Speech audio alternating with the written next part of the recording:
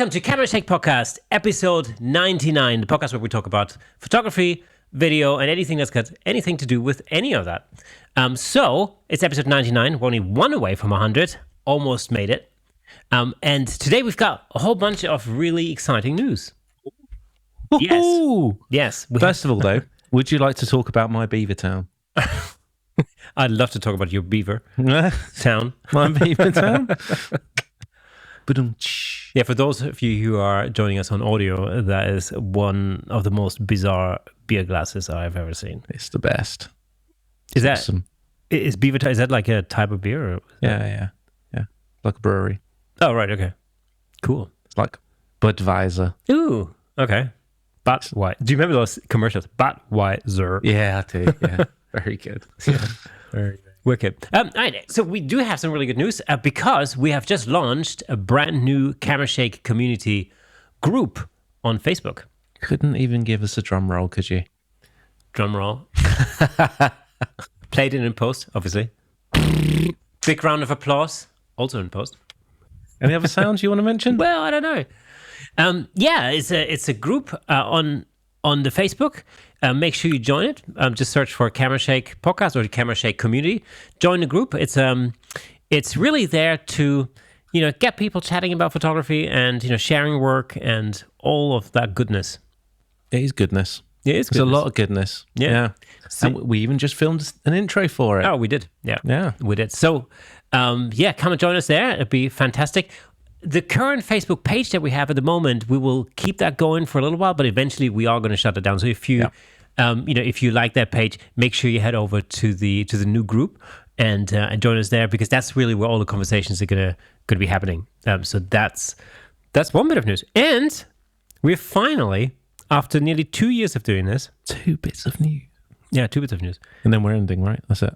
in the 2 bits of news in the social media sphere, that's unheard of for us. So after nearly 2 years, we have finally I can't bring myself to say it. joined the TikTok. So come and find us on TikTok That's the first as well. time you said that right. I know. I keep saying TikTok. I don't know. It's showing my age. Anyway, we are on the TikTok, and come and see us there. That'd be super phenomenal as well. Are you on the TikTok? I believe it's on that interwebs thing. Oh, well, I went to TikTok right after Facepalm. Do you have exactly. Do you have are you on the Facebook? The Facebook on the interwebs, yeah. Hold on. Join us on TikTok. Search for Camera Shake Podcast and on the Facebook group, and that's where things are going to be happening henceforth. And no, you didn't get where I was going with that, did you? Nope. No. No. Anyway, so we have 3 bits of news actually. Oh my god! Just stop.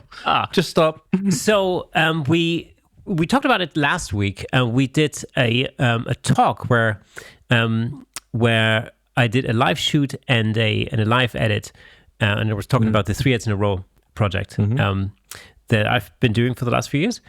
And we filmed the whole thing. So we filmed the whole live shoot and the live edit as well. And that's now available on our YouTube channel as well. So if you are interested in learning about how I put the live shoot together and how I edit the whole thing, then you head over to youtube.com/Camera Shake and just have a look at the behind the scenes playlist where you'll find that. So I hope you enjoy that. Let us know what you think. And if you got any questions, leave some comments. We're happy to answer those. But that should give you a really pretty good insight in the whole process, really from the shoot to the final product through the editing, post-production, everything. So, and if you need anything perhaps even more in depth, head back to the episode where we did a shootout with Ivan Weiss. Yeah, it's episode 47. Oh God, what a memory! I know. And very similar techniques are discussed in that. Yeah, so in that episode 47, that's a really good example. Actually, we were talking about. We were showing the editing process. I think in that one as well. That's right. Yeah. But what we've done now is with the 3 Heads in a Row talk, you basically have everything from the whole shoot and the whole editing process in there as well. And again, if you want us to do something more in detail or some similar stuff, then let us know. it was super fun putting that together, and we're happy to do more of the same. So we set up a behind the scenes playlist because we are planning on doing lots more behind the scenes stuff this year. What would be great is if you watch that BTS video of the 3 Heads in a Row talk, is go and put some of that into practice. Head over to the community page on Facebook and let us see what you've done. Everyone will be interested and look forward to that. Yeah, and of course, you can use the group to really talk directly to us as well, since we're going to be there, checking it out pretty much all the time. So again, if you have any direct questions, just ask us there. Perfect. It would be great to see people actually trying out these techniques and maybe creating their own 3 Heads in a Row style images. Yeah. In fact, somebody got back to me on Instagram a little while ago, a couple of months ago, where she had taken that from the Ivan Weiss video, and she'd basically created some imagery along the same lines. She put her own twist on it, so it wasn't like a straight copy or something, but the basic idea was the same. And it was really, really fun to see. Do you remember what the twist was? I think it was, I think she photographed, I think it must have been her son and her daughter or something. Okay. So it was, stylistically, it was slightly different, but the whole idea of getting the expressions, and shooting it in a square format and basically having them doing a seated portrait at a table and all that kind of stuff. So she's basically homaged the 3 Heads in a Row thing, and it was really, really good. And I love seeing people trying these things out. Yeah, absolutely. Well, if you're still listening, head over to the Facebook community page and share that image that you did. Absolutely. And anything else that you've done since in that style. Love to see it. Be fantastic. Cool. So there we are, 3 Heads in a Row. You can follow the whole thing on YouTube. And if you want to check out the 3 Heads in a Row account on Instagram, just head over to @3 Heads in a Row, literally 3 as in written out THREE, Heads in a Row. You can find it there. Have a look. Let us know what you think. It's always fun to put these projects together. Yeah, cool. Well, that's the social media news. We are out of news. That's it. Anyway, so what else been going on this week for you, then? I can't even begin to describe how busy this week's been. We've been doing some preparations, haven't we, for next week? Yeah, actually, that's taken a bit of time to consider. Yeah, and it's not actually quote unquote work, but it's necessary to make sure that next week goes smoothly. So I think we mentioned it on last week's episode that we are doing something in the next couple of weeks. So we're filming at the Royal Albert Hall. How many singers were there? 1,000? Just 1,200. 1,200 singers. Christ. To a full house where there aren't singers sat, let's say, because that's a lot of singers. Yeah. We need to film all of that. And, you'd think, okay, fine, if you film some singers, that's fine. There's nothing outrageously complicated about it. What is complicated is the vast size. Yeah, the distances involved are very different. The Albert Hall is massive. It's absolutely massive. So we've, and we also need to do it on a budget. Yeah. Shoestring. Yeah. It's thinner than this piece of paper down here. Yeah. So it's taken some consideration as to what to do, and so we are keeping it as really simple, very, very simple where we can. So we're hiring in some additional cameras and whatnot, and got some operators coming in. We're all going to have C70s across the board, which is very nice. Means they're going to be. Why is that important, Kay? Tell us why that's important. Apparently, that's important. So Nick tells me for consistency. Apparently.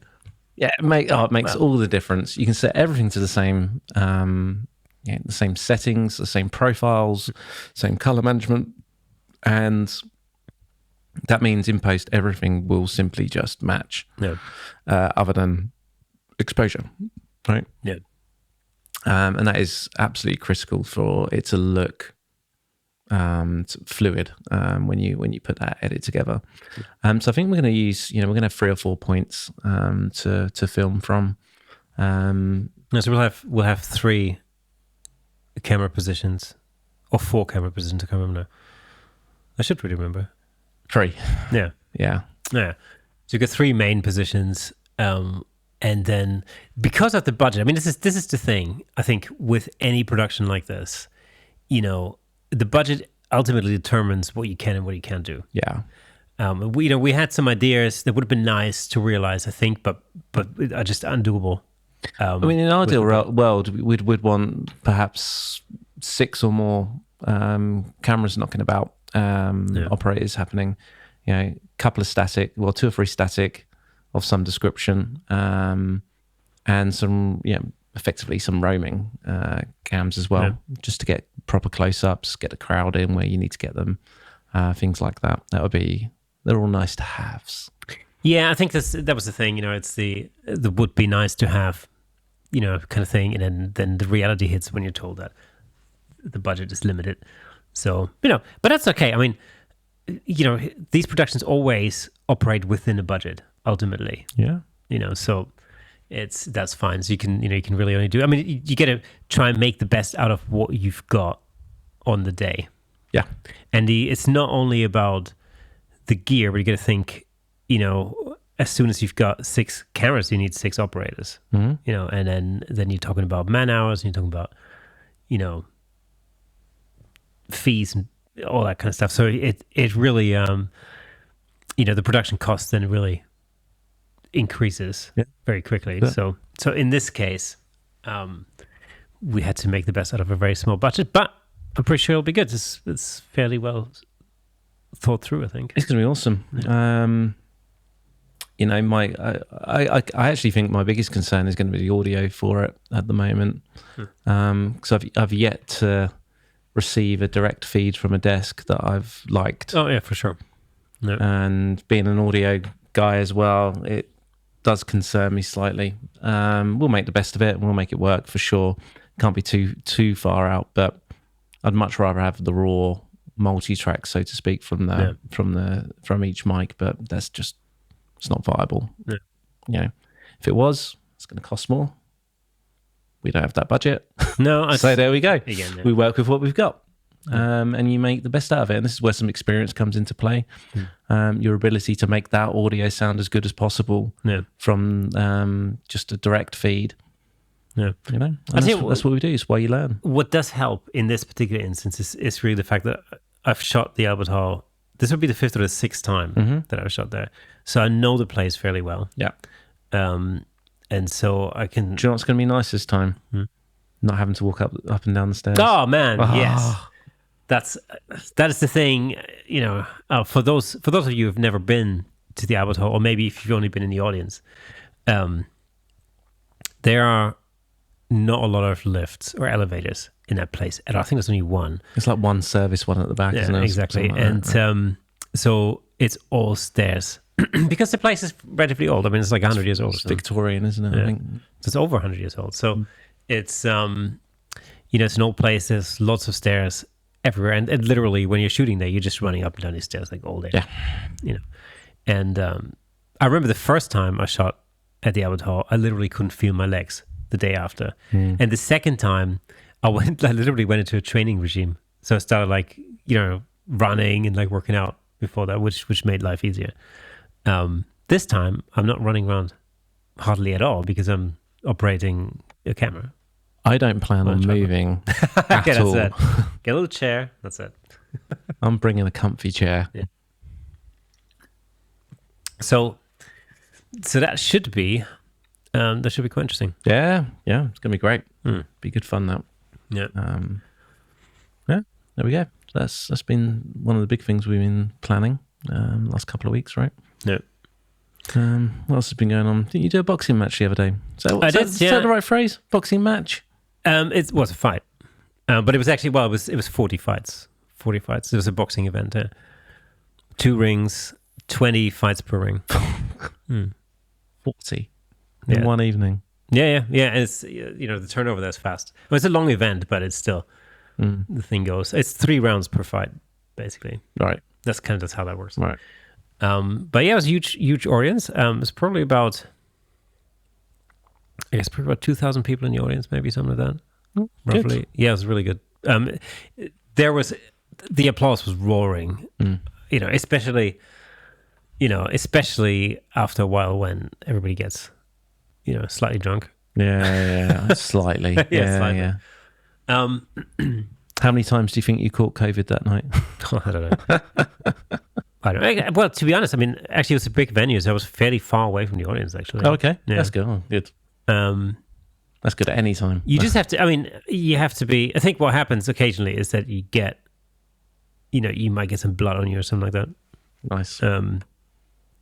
Yeah, especially with boxing. Not so much with the cage fights. So I've shot some cage fights in the past as well. It's a little bit different because I'm on a ladder and I'm literally on the top of the cage shooting in. So, you don't really get into contact. With a boxing, like with a fight, basically with a boxing fight, I'm on top of the ring. So I'm right by the ropes.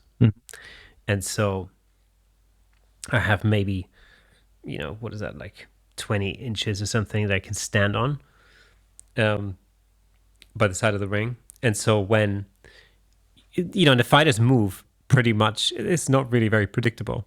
No. And so when all of a sudden they turn, they come your way and they then end up in the ropes, and the ropes are sort of elastic, you know what I mean? So then, everything bends out. So very occasionally you're literally hanging on with one hand, holding the camera with the other, and you're literally halfway over the abyss, which is always fun. You sort of get used to, you get used to getting out of the way. The only thing is if you're shooting relatively wide, let's say, you're looking through like a 24-70 or something like that, then of course you see them coming at you, but they appear to be further away than they actually are. Because you're on a a wide angle. So what happens is, or what can happen is that, you think they're still a meter or so away from you, but literally they're like an inch in front of your camera, so that can get a little bit hairy. So part of your job in that instance is to really just stay out of the way. Yeah. Yeah. But that was one of those events that was actually relatively well lit. Makes a change. So I had a couple that I've heard about. Yeah. Yeah. In fact, the last one before that was terrible. That was really that was a nightmare. Is that one of those that's perhaps worth shooting with the LCD screen rather than through the viewfinder? Just for safety. Yeah, for safety, maybe. I don't know. I mean, I quite like looking through the viewfinder because sure. I can. Yeah, it's just I feel like I'm more into it. I do find when I'm like video's one thing. I mean, you only use the LCD screen, right? It's all you can use. But when I take photos, I do find my framing is different when I look through the viewfinder versus on the LCD. I don't frame it in the same way. Yeah. It's always just a little bit different. Yeah. Not by a lot, but it is different. I'm not entirely sure why that is. I quite like having gotten rid of all the distractions when you look through the viewfinder and literally you're just looking to this black hole. Yeah. And all you can see is the frame. There are no distractions there. It's, of course, I mean, depending on, depending on where you position the camera, if it's close to the ground, then it's pretty much impossible unless you're literally lying on the ground. Yeah. So it becomes, impractical to use the viewfinder, of course. And I'm sure there's many applications. In fact, I mean, one of the things I can imagine using the viewfinder for is when I shoot headshots, for example, and not the viewfinder, the LCD screen. That's just because it allows you to actually, you can carry on communicating with the subject without the camera blocking you from them, like getting in the way. Yeah. That's, that in that respect, that's useful. So, if our camera had a better eye detection eye detection system, and that would be useful. Maybe one day. Oh, it's just a funny thing, man. Funny thing I read. So get this, right? So the most popular camera for North Korea's propaganda photographers. Oh, do tell me it's a 750. Yeah, it is. Excellent. It is. Predominantly Nikon cameras, and the most popular amongst those is the D750. Why? Hilarious. Well, Where did you get that stat from? Because there was some company that analyzed the EXIF data in a lot of funny. Yeah. I mean, it's, it may be because they only have access to slightly older camera bodies or something. This could be. Yeah. But really, the D750, it's a real workhorse camera, for portrait and studio photographers, really. And of course, I mean, it's aging now a little bit. It's like 7 years old or something. But nevertheless, it's like a bulletproof, workhorse camera. So when are you starting your propaganda? Yeah. Huh? Maybe. Have you already started? Everything I shoot from now on will have like a slight red tinge. Is that what the Camera Shake community is all going to be all about? Yeah. It's all going to be like propaganda. Oh no, fake news. Fake news. Yeah. I'm going to shoot that thing. Funny. I'm going to shoot that thing until it either falls apart or Nikon bring out a Z8. That is. Do it. That's it.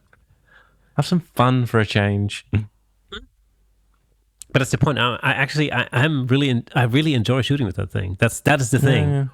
Yeah. But you'll enjoy something else more. Yeah, quite possibly. But you might not. You might hate it. Yeah, this is the thing for me. I really do enjoy shooting with that. Just in the same way. Well, it's in a different way, of course. But similarly, I really enjoy shooting with the Fuji X series cameras. Mm-hmm. It's just they're really fun to shoot with. And that's in a different way because of course there's different haptic and everything's more kind of mechanical on there. That it's just when you're out and about, like let's say when we do some street photography or something like that. That is just more fun than having a mirrorless or DSLR where everything goes automatic. You know what I mean? It's like just because you turn the wheels and stuff. It's just I don't know. Yeah. It's just a different sort of thing. Which, by the way, is something we should do very soon. 100%. Yeah, definitely. Today was an awesome day, so that's definitely something that weather-wise. Well, let's hope that continues. Yeah. Okay. So yeah, yeah. So I came across that little gold nugget of information. I'm going to come up with some kind of name for you now. What's his face? The North Korean Kim Jong-un. Kim Jong-un. That's it. Kim. Maybe we can cut your hair like his. Oh my god, that's one shitty haircut, dude. He wears denim. Did you know? Does he? Yeah, double denim all the time. Ooh, I like him. Denim and leather looks good together. God. What a song. What a song. Go Saxon. Yeah. You heard it here first. Yeah. Most likely because I don't think I've ever heard that track on the radio. There you go. I've got you. Anyway, what else is happening? There's actually just been there's been a bunch of interesting bits of news. In fact, I tell you what, if we stay with the social media topic for a minute, because there's been tons of changes on Instagram over the last sort of 6 months or something. First of all, Instagram is sort of moving away from being a photography-based or photo-based app, and it's going more into the video and shopping type direction. Shopping? Yeah, that's not uninteresting. So, but if we stick with the video part for a minute, so if you remember, most platforms like Instagram and Facebook have been saying this for a good number of years, is that video is, where everything's moving towards, and, that's what they're pushing. And so that's why they're, Instagram are pushing, they've come up with Reels and stories and all that kind of, all the rest of it. And IGTV, which by the way is now shutting down. Well, the standalone app is shutting down. It's you're still going to have IGTV on. I didn't know there was a video. app. Yeah. Video clips. So that was originally. Really? Yeah, it was Instagram's sort of answer or alternative to YouTube, but I didn't really catch on at all. But nevertheless, video has become majorly important on Instagram, and with Reels and everything else. And they're also going to tie that up with shopping on Instagram. And so what they're rolling out over the next few months is that you can now not only tag other accounts or something, but or people, even you can now tag products. So you'll be able to tag products on Instagram, which will then essentially, take you to a particular shopping page where you can then buy said product. So you can see how this all now starts to link together. Surprised it's taken them this long. Well, I mean, it's bad news for for photographers, obviously, because it's it's not the image only type of app that it used to be. But here's the thing. So if you're using Instagram solely to promote your photography, for example, on social media, right? Which up to fairly recently, that seemed to make sense. Because all the other stuff like 500 pics and all that kind of stuff, and that's history. That's in the same grave with like all sorts of other ancient social media platforms, But if really, if Instagram's been the only thing that you've been focusing on, then now is probably the time to diversify. Yeah. And I think that's always been true, and it just becomes very apparent now. I think if you're promoting your photography, whether that's your photography in the sense of like, you're promoting your business, or whether it's just a fun, hobby, or whatever, if you're putting all your eggs into one basket, that's never a good idea. And it has never been a good idea, by the way. No, and never will be. No, it never will be. Yeah. It's the nature of, business, right? Yeah. It's you got to just move with the times. Don't like it. You don't have to like it or dislike it. It's just, you just need to accept that is the way it's going. And either you move with it or you get left behind. Or you diversify so that, if one of your social media outlets takes a hit or changes, or the algorithm changes or whatever, or it gets shut down by the Russian government or whatever it is, right? Because you don't know. I mean, which, like, even if just imagine this, right? Imagine you live in Russia and you're a creator and you're happily going about your business, and all of a sudden, your government comes along and shuts the platform down. I mean, if you've got everything, if you've got all your eggs in that one basket and that gets shut down, you're screwed. Yeah. So not that I'm saying that would happen typically, but you never know. But what I'm saying is, it's a good idea to have, to use a variety of social media platforms, because it will just allow you to diversify. So if you haven't done it yet, I mean, this would be the time. I think. That is if you feel like you don't want to adjust your content, which is the other thing I think that's important. You want to make use of new features on those platforms, because we all know that as soon as a new feature comes out, that particular feature will be heavily pushed by the platform. Because whatever platform it is, whether it's Facebook or whether it's TikTok or whatever, or Instagram, as soon as there's a new feature, of course, they want you to use it, and they want for people to see other people using it. So they're going to be pushing that particular feature. So it's always a good idea to jump on board early with these things, Very true. So the next time there's another stories thing or a Reels thing or whatever it may be, it's well worth just getting in with that early and then trying it out. And if it fits with what you're doing, then awesome. Be interesting to see where the shopping side of things goes. I can imagine that would how work. well it catches on. Yeah, I can imagine that would work though. Yeah, I can. I can. Instagram works really well. I think as a platform, I think it'll work really well for almost like product placement. It's also, I don't know what the monetization part of that is. So if because that's one thing that Instagram potentially hasn't been particularly good at.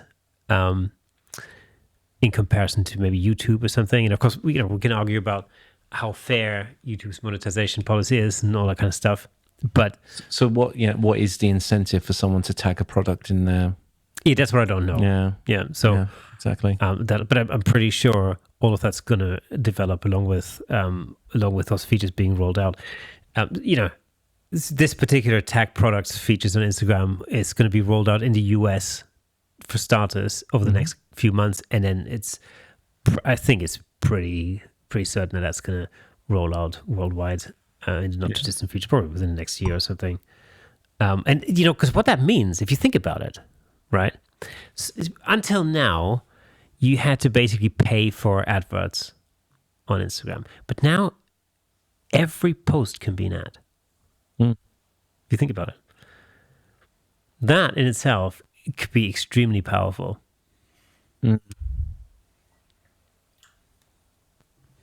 How do you mean that's going to be? Every post could be an ad. Well, every what post, do you mean by that? Well, every post can now be an ad. I mean, you can put up a post and then tag a particular product in it, and now it's an ad, right? Because it'll take you directly from that post to wherever you can buy that whatever said product. So I wonder what companies are going to start paying people. Well, this is the thing. Do that, So I think if you run an account with a large followership, whatever you call it, with a lot of followers, then I can, I'm sure there'll be opportunities there. Yeah. So I mean, companies already obviously pay people to put their products in their photos, their reels and whatnot. And if you're watching, based on the number of followers. Yeah, and if you want to place your product on the Camera Tech podcast, please let us know. We can't pay you. We'll promote anything. Beer, anything at all. No, so that's just an interesting thing. I think, so I think Instagram as a platform is going to be changing, and some people are going to be jumping ship, and others won't. So it's one of these things. I mean, TikTok is another thing. For us, that's relatively new. So that's something we're diving into because. Everybody says we should. But it's also fun, Never had the app installed. Not once. Yeah, I mean, I've had the app installed for some time, but I can see, Go on, finish like my wife and my kids are completely hooked. So, I had to join the revolution at some point. How's the other social media app that you wouldn't shut up about for the longest time going? Oh, Clubhouse. I haven't heard anything about it from anyone for months. Yeah, I mean, I think the reality is Clubhouse is actually going strong. I mean, it's just, there's a lot happening on it. But it's true to say that Clubhouse came along at exactly the right time. Yeah. When the world shut down and everybody's sitting around at home. And, it was more difficult to talk to other people. And now you had an opportunity to literally actually talk to people who have the same interests. And that's so much more powerful. Interestingly, it turned out to be so much more powerful than just writing posts or posting photos or videos or whatever, because you can actually almost communicate from the heart with somebody directly, or with a whole group of people directly live online, and that was really powerful at the time. And I mean, I've said this before. When Clubhouse first came out, originally I kind of thought, what, an audio only platform where you can't post, you can't message, you can't put images up. I mean, how is this even going to work? It's hard to see sometimes. It seemed like a completely alien concept, but when it almost felt like it was a backward step. Yeah, didn't completely, absolutely. That's kind of your initial reaction. I think. Totally. Yeah, I sort of immediately thought it's a quaint idea, but it's not going to work really. Little did I know, and I freely confess to have been wrong on that. But when in that particular situation, because you were a bit of a Clubhouse whore for a while, weren't you? Wait, should probably rephrase that. Well, I'm not going to argue with you. No, I mean, like I said, it came at exactly the right time, and it's also, it actually turns out to be a really powerful app, and there are definitely some really positive aspects to that. Like, just to give you a good example, like purely as a photographer. I mean, I joined lots of photography groups on there and different photography rooms and stuff, and I've gotten to know quite a few people through Clubhouse, because it's so easy to connect, because you have a conversation with somebody. It's much easier to connect than like, recording a post or like writing a post and then responding to something that somebody else writes at a different point in time. And you're literally taking a conversation, you're pulling it apart. So now that conversation that could otherwise have lasted 10 seconds now takes 3 days on Facebook, Instagram, or whatever. But in Clubhouse, it's instant. It's just because you're literally having a conversation with somebody. Yeah. And of course, it's sort of linked into Instagram in the sense that initially there was no way of direct messaging anybody on Clubhouse, so you had to use Instagram. And so in your profile, you would basically put your Instagram handle, or your Instagram account, and so people would then, on the back of the conversations that took place on Clubhouse, they would then message each other and follow each other on Instagram. So it had this added effect that it would actually increase your followers on Instagram as you were getting involved in Clubhouse. And what I found, I mean, actually, with it's funny, because I suspect the real reason for them doing that was that they couldn't keep messages secure properly for whatever reason, and that actually by sending them outside to an already secure. I think the Instagram thing, I think, is something that just happened really organically at the beginning. Yeah. And then it got to the point where they basically said, like, well, in order for you to like verify your Clubhouse account, you have to have an Instagram link on there, because it just means that you're an actual real person rather than a bot or something, or whatever. But of course, so like I said, it came at the right time when everybody had a lot of time at their hands, and people working from home or were not working or whatever. And then when things start to normalize again, then of course your opportunity is not really there anymore. Now, if you go back to the office, then of course now you can't listen to Clubhouse all day long. And then when you come home in the evening, then you've got kids and family, whatever. So you can't really listen to Clubhouse very much. So it dramatically reduces. That's the downside of it. As much as it is, as it is its strength, it's also its weakness. Is the fact that things happen live in real time. Yeah. And if you're at work at 10 o'clock in the morning when there's a really interesting group chat going on, then unfortunately you can't take part because you're actually at work, right? At least you shouldn't. Yeah.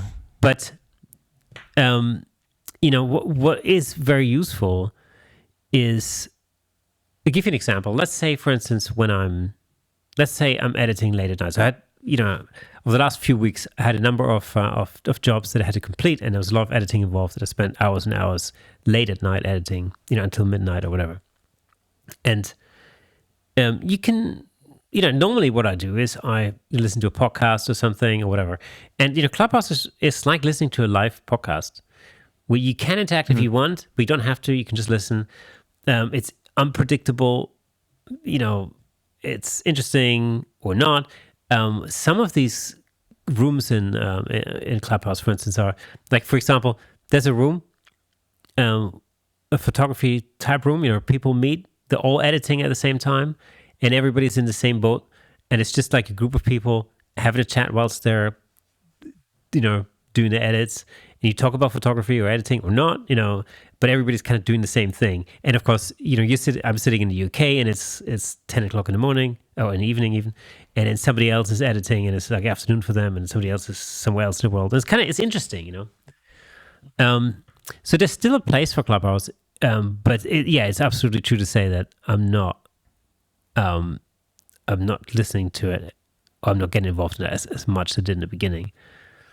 There also, from a marketing point of view, Clubhouse can be extremely powerful, because you got to remember that the voice has a power of persuasion. And Clubhouse is really perfectly placed for that. So from a marketing, from a brand building point of view, it can, depending on what it is that you do, but it can be extremely powerful. A really powerful tool. But it's one of these things in the whole what's typically known as a marketing mix. So you have different platforms, they serve different purposes. You're on there for different reasons. If you did the same thing on every platform, there'd be no point in you being on different platforms. Right. If you did the same, Instagram and Facebook famously are some standard examples. If you're posting the same content on Instagram that you post on Facebook, what's the point? Intuitively, people often think, especially in the beginning, kind of think like, well, but there's the Instagram audience and there's the Facebook audience, and so I can reach more people with the same post if I post the same thing. The truth of it is, it's like if you're selling oranges and the people on Instagram are people that buy apples or like apples, and the people on Facebook are the people that like oranges. If you're trying to sell oranges to the Apple people, they're not going to buy them. So you can't sell the same thing on both platforms. If you want to... It's like Facebook are Windows people and Instagram are Mac people. Yeah, exactly. Yeah. Yeah. So lesson learned, don't go on Facebook. Yeah, well. Except the community. Yeah, except for our community. That's it. So, that's the thing. So you get to really adapt your content depending on what platform you're on anyway. And I think there's one very fundamental truth in this whole thing. And that is no matter whether you think that commercially it might be a good idea for you to be on a particular platform, but if that platform just doesn't gel with you and you can't really get into it, then you probably shouldn't be on it. I think if you are present on a particular platform, then you need to really, put a lot of input into it. Otherwise, if it's like a half-hearted effort, people see through that really quickly, and you're literally going to get punished with low attention, basically, and then that's not going to do you any good. As far as the algorithms are concerned and all that kind of stuff. So, so if you're, for instance, good example is LinkedIn. LinkedIn is a really good example for me because I loathe that platform. I think it's poorly designed. It looks terrible. Yes, it does. From a visual perspective, it really is a terrible, terrible platform. And there are lots of reasons why, especially as far as corporate clients is concerned, why I should really be present on LinkedIn a lot more than I am. But that platform just does not gel with me at all. And so I don't really, I don't put a lot of energy into it. And that's, and that's fine. That's fine. You don't have to be on every platform that's out there. I'm quite looking forward to the day when social media is finally gone. And it's not a thing anymore, and something else, I don't know, actually having to meet people is, maybe all social media will just get banned. I wonder what the underground social media will be like. Can you imagine? The dark web social. The dark web social. Yeah, the DWSs. It's only a matter of time, Could be 10 years, could be 50 years, but it'll all get stopped somehow. I don't know. It's just going to morph into something else. It's just going to, this is the thing. In reality, what happens is I think people will finally have enough of it. Well, I just can't remember what it was called. What was the first of social media platform before Facebook? What, MySpace? MySpace. That's it. MySpace. Yeah. Is that technically social media? I guess it was. It was absolutely, yeah. It was absolutely social media. Yeah. It was shit, wasn't it? Oh man, it was terrible. Absolutely. But at the time, because it was the only thing of its kind, and there wasn't anything else around. And I actually can't remember whether Twitter or Facebook came first. To me, in my head, it sort of happened around about the same time. But I remember like MySpace. I just got into MySpace. I think I set up a MySpace page or something, and then Facebook came out in 2008. Roughly, it sort of came out over here. As late as that, was it? Yeah, it became a thing, and so most people that I know joined probably in 2008, 2009. But if you think about it, and then Facebook was the thing. It was literally the thing for quite a few years until the next thing came out, and that was Instagram, I guess. At the time, and so up until that point, everybody was on Facebook. And then even my mom. I think when it got to the point where even my mom was on Facebook, that's when even I realized that. Okay, so maybe there's time for another thing, because you know what happens. All the kids. Does she call it the Facebooks? No, I mean, if there was a time. It's this thing like all the kids. Like all the kids, head to like a particular platform because it's theirs. As soon as their parents start to join that platform, they're going to turn around and go like, well, but now it's not ours anymore. Now it's the old kids that come, and so they move on to the next thing. And so it went from one to I don't know what from Facebook to Instagram, from Instagram to Snapchat, from Snapchat to TikTok or whatever. Your parents on Facebook, they get to catch their kids out doing things they shouldn't be doing. Yeah, and it's happened to all of us. Yeah, I've caught my stepdaughter doing things she shouldn't be doing. Fun times. Yeah. That's right, kids. Mainly stay off Facebook. Mainly posting drunk pictures of her in some London tube station. Okay. What can you do? We've all done it, I guess. That's enough for social media. I can't talk about social media anymore. It's just painful. Painful. If I could get rid of every account and it be viable, I would. Yeah. I mean, this is, but that's the magic word, viable. Yeah, okay, exactly. It's not at the minute. That's the thing. And I think, as a creative, but, you have to have it. Certainly as a photographer, there isn't, it's going to be very difficult to get around that because these platforms are image based and image is what we do. So 100%. Yeah, of course it's.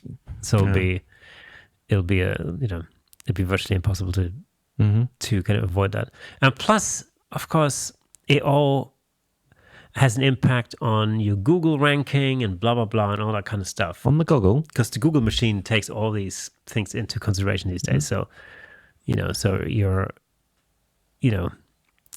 like your finest website will be underperforming unless it's connected to some social media accounts, because that's where you do your reputation building and all that kind of stuff. Usually happens, with Facebook reviews and blah blah and all the rest of it. So, and if people stop following you, for example, on one platform, the Google will know about it, and that will basically then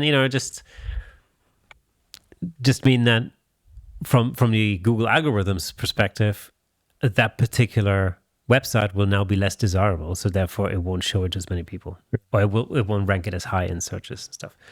So that's the thing. So unfortunately, now we live in a world where all of that's interwebbed.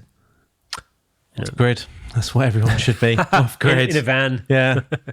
Although Dave's not exactly off grid. I mean, he's like super more connected than ever. Yeah, exactly.